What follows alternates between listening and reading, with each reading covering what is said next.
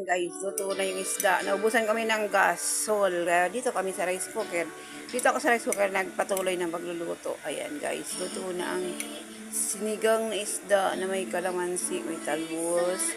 Ayan, kulo-kulo na siya rin guys. Dito ako sa rice cooker pinagpatuloy ang pagluluto.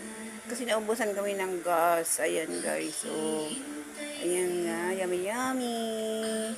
Sabaw na isda guys, ang ulo. Favorite ng kuya ko. Favorite namin ito ganitong isda.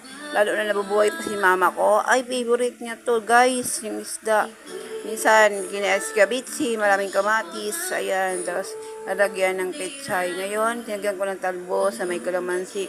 Kusido sa amin sa Bicol. Sino nakarelate nito guys? Sa mga Bicolano dyan. Ayan ang luto natin sa Bicol na kosido.